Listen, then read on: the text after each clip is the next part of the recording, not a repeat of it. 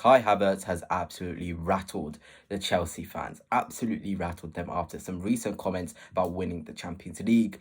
We've also got Tottenham fans doing something quite embarrassing at the Liverpool game. We've also got the Arsenal ladies who have got to the Champions League final where they will face Barcelona, maybe an omen of success that could happen to Arsenal men as well, which would be absolutely fantastic. But before I begin, if you are new here, please hit the subscribe and the like as well. It'd be greatly appreciated. But yeah, before I start, congratulations to Liverpool on winning the Premier League title.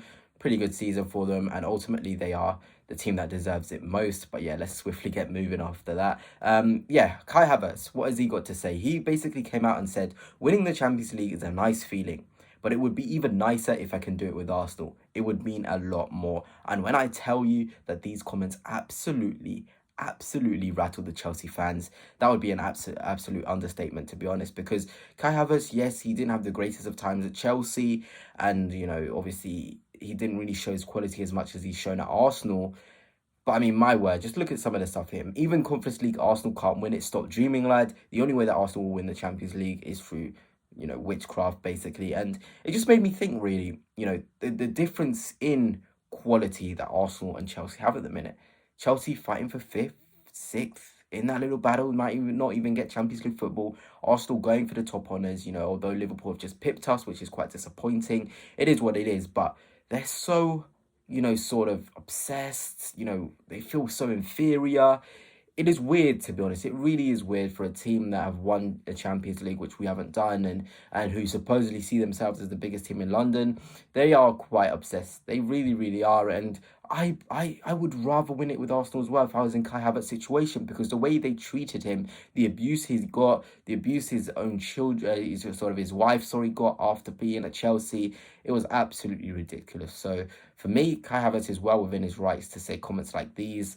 And yeah, we have to do the job though. We have to go and do the job. It's all good and well talking about winning the Champions League, but can we actually get there? Can we beat PSG, get to the final? That's the next step. To save this season, ultimately, we need to be able to make that extra jump, make that extra leap. And I'm confident in Arteta and the boys that we can do it with the Arsenal fans behind us, with the storyline of this season. It's pretty much destined. Let's do it, goodness. Let's really do this.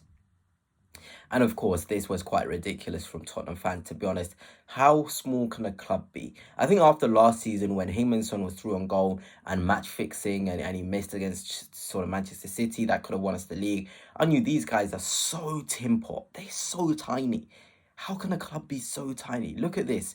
Bottlers again, ole ole. Arsenal, banner with Arteta, arse, basically. You know what they're trying to say here. And they go to Anfield, they're in 16th place in the Premier League, guys. I don't think we're understanding how crazy it is. Tottenham Hotspur are in 16th place, and they would probably, let's be real, they would have probably been relegated if the competition was much better in the Premier League. But they're too busy going to Anfield, going to an away ground, putting up banners like this. I mean, oh my word, I'm embarrassed. If you're a Tottenham fan that wishes for success and you see other fans doing stuff like this, being obsessed with Arsenal who are fighting for the top honours whilst you're scrounging at the bottom of the league, it's just absolutely ridiculous. I mean, I watched a bit of the Liverpool game, to be honest, and Tottenham are so bad. They're so bad. I don't know what Ange's doing. I hope he stays there, because just watching these guys be absolute clowns, the team they are, it's just a joy. It really is a joy to see how bad Tottenham are at the minute, but they deserve it. They deserve every single bit of it, because they're just too obsessed with what we're doing and stuff like this. It just goes to show that Arsenal will always be levels and levels and levels above Tottenham Hotspur, and there's absolutely nothing they can do about it. But let's go into some positive stuff, to be honest. The Arsenal women have done it. They've got to the Champions League final where they will face Barcelona. Wow. I mean, I watched that game more so than I did the Liverpool game. I had the Liverpool game in the back because I like to follow the Arsenal women. It is a big statement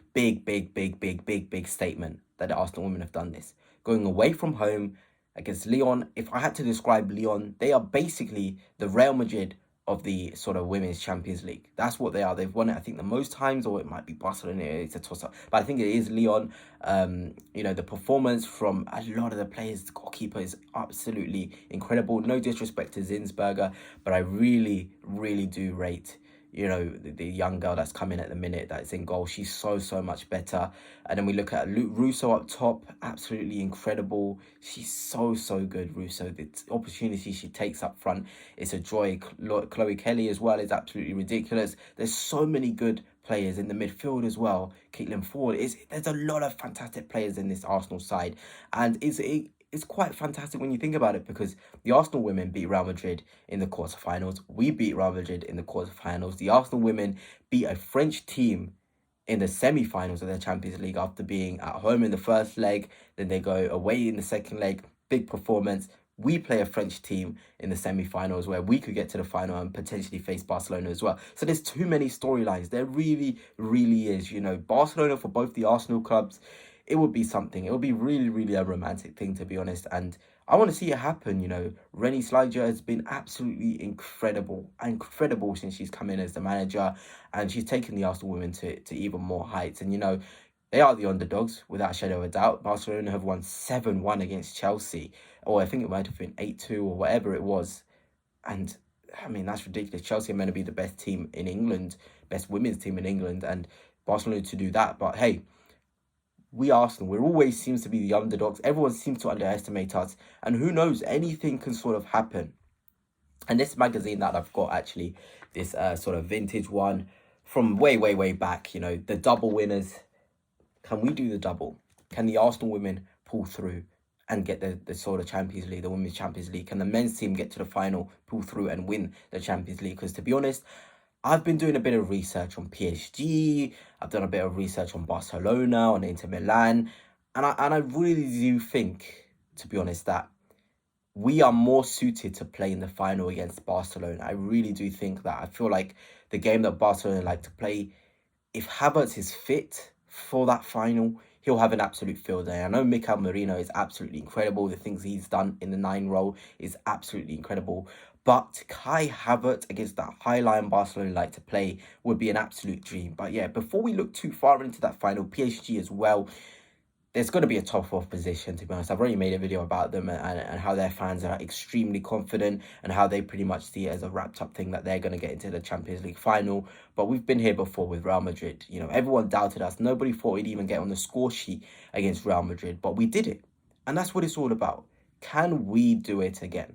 Their front line, I'm just thinking Kvara is going to be up against Timber. I have so much faith in Timber. You're looking at the other side. Desiree Doué likes to float around. Could be up against Lewis Skelly. I have so much faith in Lewis Skelly. You know, as a young boy, for me to be so confident with him, it just shows the ability he has. It's so good. Kivior, another massive test for him. But I think he's been absolutely incredible. Absolutely incredible. Even against Crystal Palace, you know, scoring the goal, he was phenomenal. He made a crucial block against Nketiah. He's an absolutely top defender. He really is. And you see, given someone games, they're only going to get better. So as long as we can keep PSG out the other end, I'm absolutely sure we'll score goals, because I think they've conceded 14 in the Champions League. And the way our attack is going, we haven't really had any problems scoring goals. I think we have a massive opportunity. But anyway, gunners, that's it for now. And until next time, peace.